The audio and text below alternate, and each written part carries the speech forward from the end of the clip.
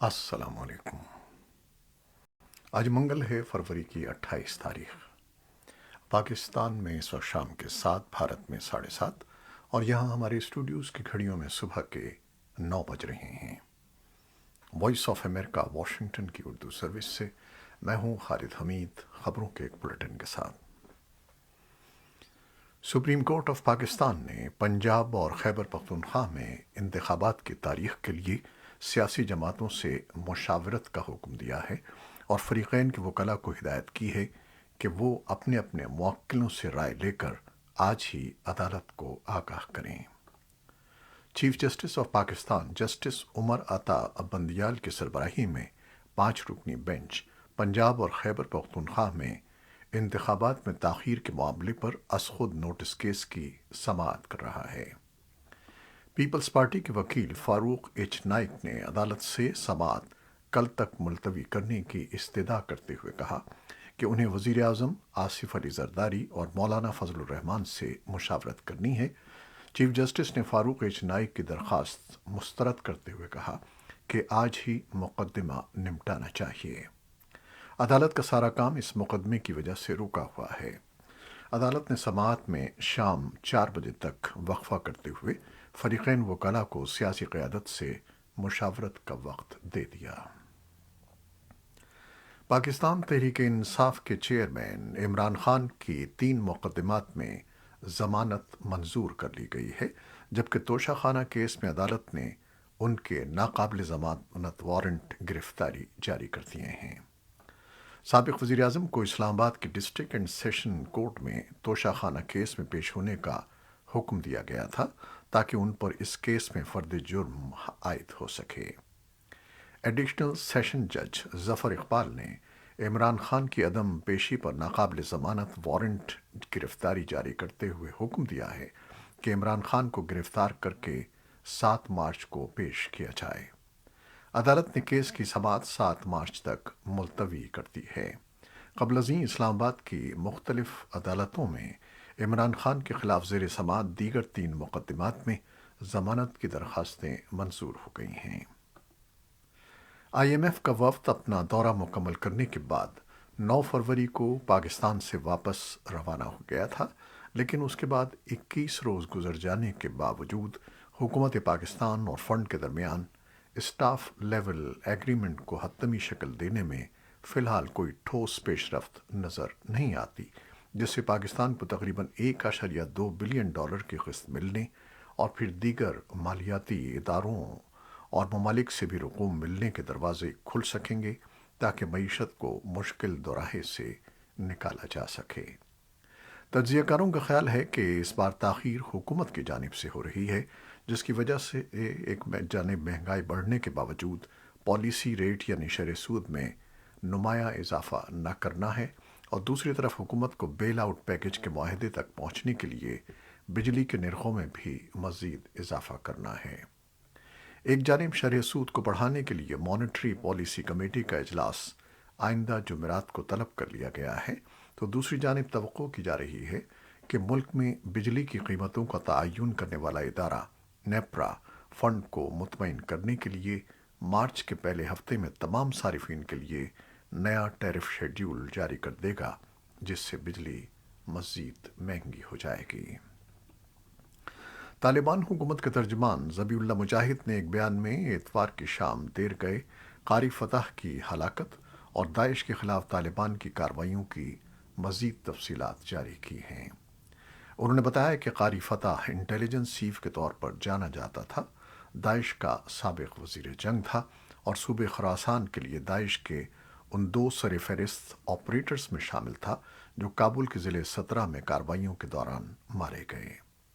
بیان میں یہ بھی کہا گیا کہ قاری فتح داعش خراسان کا مرکزی ماسٹر مائنڈ تھا اور وہ کابل میں روس، پاکستان اور چینی سفارتی مشنز سمیت متعدد حملوں کی منصوبہ بندی کا ذمہ دار تھا۔ ذبیح اللہ مجاہد نے گروپ کے 2 دیگر ارکان کے ساتھ داعش خراسان کے جنوبی افغانستان میں ایک سینئر لیڈر ابو عثمان کے نام سے مشہور راجز احمد اہنگر کے قتل کی بھی تصدیق کی۔ اس کے ساتھ ہی امریکہ نے ایک نئی رپورٹ میں کہا ہے کہ افغانستان میں داعش کے 3000 جنگجو کام کر رہے ہیں اور دہشت گردانہ کارروائیاں کر رہے ہیں۔ امریکی محکمہ خارجہ نے پیر کو دہشت گردی سے متعلق سن 2021 کی ملکی رپورٹس جاری کی، جس میں بتایا گیا کہ داعش اور دیگر علاقائی طور پر مرکوز دہشت گرد گروہوں نے افغانستان میں فعال موجودگی برقرار رکھی ہے اور دہشت گردانہ سرگرمیاں انجام دے رہے ہیں۔ اقوام متحدہ کے انسانی امور کے رابطہ دفتر OCHA نے پیر کو کہا کہ افغانستان دنیا بھر میں دھماکہ خیز گولہ بارود کی آلودگی کی بلند ترین سطحوں میں سے ایک ہے۔ اوچا کے مطابق کئی دہائیوں کی جنگ کے بعد ملک کو دھماکہ خیز گولہ بارود اور بارودی سرنگیں ہٹانے کے حوالے سے سنگین چیلنجز درپیش ہیں۔ اوچا نے ایک ٹویٹ میں کہا کہ سن 2023 میں کیے گئے سروے کے مطابق دھماکہ خیز مواد کو ٹھکانے لگانے، بارودی سرنگوں کی صفائی، خطرے سے آگاہ کرنے اور زندہ بچ جانے والوں کی مدد کے لیے 50 لاکھ ضرورت مندوں میں سے 14 لاکھ کی مدد کے لیے تقریباً 1 کروڑ 80 لاکھ ڈالر کی ضرورت ہے۔ قبل ازیں international committee of red cross نے افغانستان کی جنگ میں نہ پھٹنے والے مواد اور بارودی سرنگوں کی وجہ سے ہلاکتوں میں اضافے پر تشویش کا اظہار کیا۔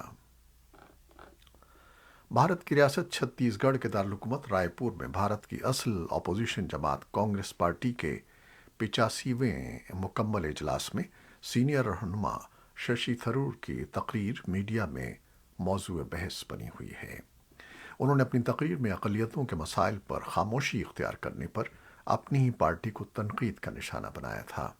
انہوں نے کہا کہ پارٹی کو اپنے سیکولرزم کے بنیادی نظریے، تکثیریت اور ملک کے مذہبی ثقافتی تنوع کے تحفظ کے معاملے میں کھل کر سامنے آنا چاہیے، اس ڈر سے کہ اکثریت کے جذبات کو ٹھیک پہنچے گی اور وہ ہم سے الگ ہو جائیں گے۔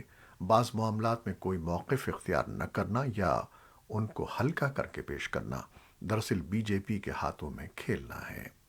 تجزیہ کاروں کے مطابق کانگریس نے سیکولرزم کے اپنے بنیادی نظریے کو خیر بات کہہ کر BJP کا مقابلہ کرنے کے لیے نرم ہندوتوا کی پالیسی اختیار کر لی ہے۔ کانگریس کی جانب سے نرم ہندوتوا کے الزام کی پہلی بھی تردید کی جاتی رہی ہے اور ایک بار پھر تردید کی گئی ہے۔ بھارت کے زیر انتظام کشمیر کی پولیس نے دعویٰ کیا ہے کہ اتوار کے روز جنوبی ضلع پلوامہ میں اقلیتی کشمیری پنڈت فرقے سے تعلق رکھنے والے ایک شہری سنجے کمار کو قتل کرنے کے واقعے میں ملوث عسکریت پسند کو گاؤں پدگام پورہ میں منگل کو ہی ایک جھڑپ کے دوران ہلاک کیا گیا۔ ایک اعلیٰ پولیس عہدیدار وجے کمار نے بتایا کہ کئی گھنٹے تک جاری رہنے والی اس جھڑپ کے دوران مبینہ قاتل عاقب مشتاق بٹ کا ایک ساتھی اعجاز احمد بھی ہلاک ہو گیا، جبکہ ایک بھارتی فوجی مارا گیا اور ایک زخمی ہوا۔ بھارت کے وزیر داخلہ امت شاہ نے نئی دہلی کے زیر انتظام کشمیر میں ٹارگٹ کلنگ کے نہ رکنے والے واقعات کا سنجیدگی سے نوٹس لیتے ہوئے وزارت داخلہ کے اعلیٰ افسران پر مشتمل ایک ٹیم کو صورتحال کا جائزہ لینے اور دیگر اہم امور پر مقامی عہدیداروں کے ساتھ بات چیت کرنے کے لیے سری نگر روانہ کیا ہے۔ بھارت کے زیر انتظام کشمیر کے سربراہ انتظامیہ منوج سنہا نے اعتراف کیا کہ اس طرح کے واقعات سے لوگوں میں عدم تحفظ کا احساس پیدا ہوتا ہے۔ تاہم انہوں نے ایک بار پھر یقین دلایا کہ سیکیورٹی فورسز ان واقعات میں ملوث افراد کو کیفر کردار تک پہنچا کر رہیں گی اور آئندہ ایسے واقعات پیش نہ آئیں، اس کے لیے بھی اقدامات کیے جا رہے ہیں۔ یوکرین کے ایک فوجی اہلکار نے منگل کے روز باغمود شہر کے ارد گرد کی صورتحال کو انتہائی کشیدہ قرار دیا ہے، جس میں ایک ایسے علاقے کی نشاندہی کی گئی ہے جو یوکرین کے ڈونیٹس صوبے میں یوکرین اور روسی افواج کے درمیان شدید لڑائی کا مرکز ہے۔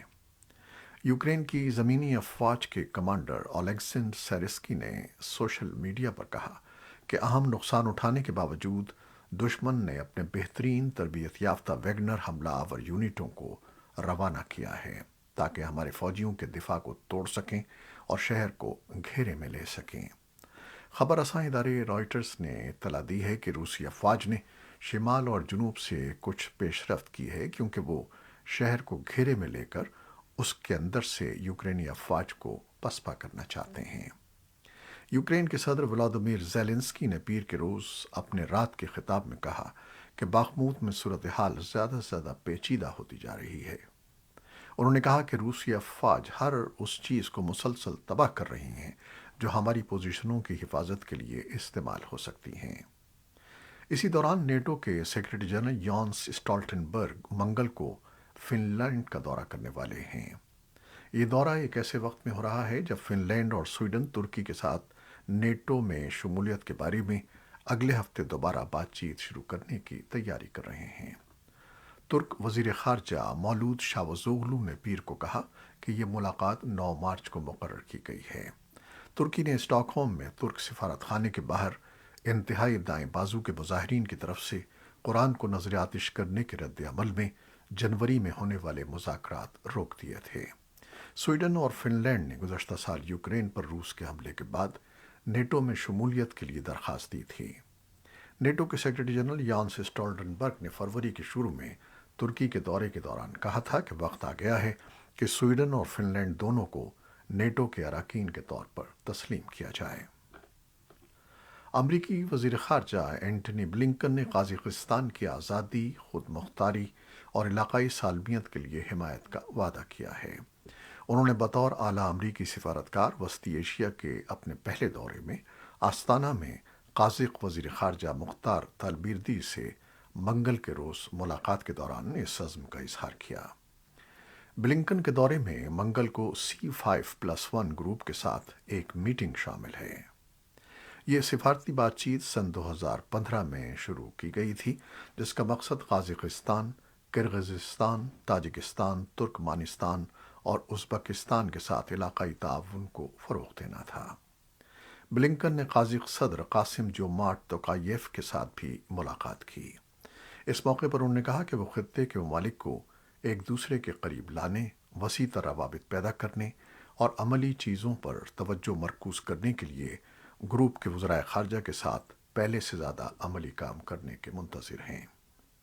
Assistant secretary of state Donald Lu ایک سینئر پالیسی اہلکار ہیں اور بلنکن کے دورے میں ان کے ساتھ ہیں۔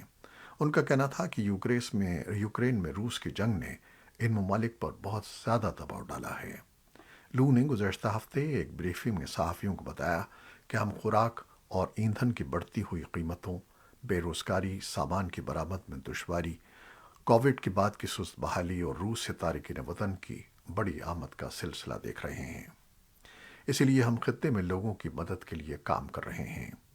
انہوں نے کہا کہ ہم نے سال وسطی ایشیا کے لیے 41.5 ملین ڈالر کی امداد کا وعدہ کیا ہے تاکہ غذائی تحفظ اور معیشتوں کو مدد ملے جو ہم دیکھ رہے ہیں کہ مشکلات کا شکار ہیں۔ مشتبہ فلسطینی حملہ آور نے مغربی کنارے میں ایک اسرائیلی شہری کو فائرنگ کر کے ہلاک کر دیا۔ منگل کو فائرنگ کا یہ واقعہ ایسے وقت میں پیش آیا جب کئی روز سے اسرائیل اور فلسطینیوں کے درمیان پرتشدد واقعات جاری ہیں۔ اسرائیلی فوج کے مطابق مغربی کنارے میں فلسطینی حملہ آور نے کار سوار اسرائیل کو نشانہ بنایا۔ اسرائیل نے گزشتہ ہفتے غزہ کی پٹی پر بمباری کی تھی۔ اس سے قبل فلسطینی علاقوں سے بھی اسرائیل کی جانب راکٹ داغے گئے تھے۔ ایران میں مختلف واقعات میں اسکول کے سینکڑوں طالبات کو زہر دینے کی خبروں کے بعد حکام نے تحقیقات شروع کر دی ہیں۔ ایران کے وزیر صحت ڈاکٹر یونس پناہی نے تصدیق کی تھی کہ 600 سے زائد طالبات کو دانستہ طور پر زہر دیا گیا۔ ان کے بقول کچھ عناصر چاہتے ہیں کہ طالبات کو اسکول سے دور رکھا جائے۔ ڈاکٹر پناہی کا کہنا تھا کہ زہر کے لیے استعمال ہونے والا کیمیکل عوامی طور پر دستیاب ہے جو جان لیوا نہیں۔ طالبات کو زہر دینے کے زیادہ تر واقعات مذہبی اعتبار سے اہم سمجھے جانے والے شہر قم میں پیش آئے ہیں، تاہم اس کا سلسلہ نومبر سن 2022 سے جاری ہے۔ کینیڈا اور امریکہ نے حکومتی آلات پر ٹک ٹاک کے استعمال پر پیر کو پابندی لگا دی ہے۔ وائٹ ہاؤس نے وفاقی ایجنسیوں کو مقبول سوشل میڈیا ایپ کے استعمال کو روکنے کے لیے 30 دن کا وقت دیا ہے تاکہ وہ دسمبر میں کانگریس کی طرف سے منظور کردہ پابندی پر عمل درآمد کر سکیں۔ امریکہ کی اس پابندی میں قانون نافذ کرنے والے اداروں، قومی سلامتی اور تحقیقی مقاصد کے لیے ایپ کے استعمال کا محدود استثناء دیا گیا ہے۔ ٹک ٹاک چینی کمپنی بائٹ ڈانس کی ملکیت ہے اور مغربی حکومتوں کی جانب سے ان خدشات پر تشویش کا اظہار کر رہی ہے کہ ایپ کے استعمال سے صارف کا ڈیٹا محفوظ نہیں ہے اور چین کے حامی خیالات کو فروغ دیا جاتا ہے۔ کمپنی نے ان خدشات کو مسترد کرتے ہوئے پابندی کو ایک سیاسی چال قرار دیا۔ چین کی وزارت خارجہ کے ترجمان نے منگل کو ایک بریفنگ کے دوران کہا کہ امریکہ قومی سلامتی کے تصور کو بڑھاوا دے رہا ہے اور دوسرے ممالک کی کمپنیوں کو دبانے کے لیے ریاستی طاقت کا غلط استعمال کر رہا ہے۔ یہ تھی وہ خبریں جو فیس بک لائیو پر ہم نے آپ کے لیے پیش کی۔ ہماری ویب سائٹ، یوٹیوب اور پوڈ کاسٹ پر یہ بلیٹن آپ کے لیے پیش کر دیا جاتا ہے۔ آپ ہمارے بلیٹن کو شیئر کرتے ہیں اور اپنے کمنٹس میں اپنی محبتوں کا اظہار کرتے ہیں، جس کے لیے ہم آپ کے بے حد ممنون ہیں۔ اپنی ان کوششوں کو جاری رکھیے گا۔ نیوز ایڈیٹر بہجت جیلانی کے ساتھ خالد حمید کو اب اجازت دیجیے گا۔ اللہ حافظ۔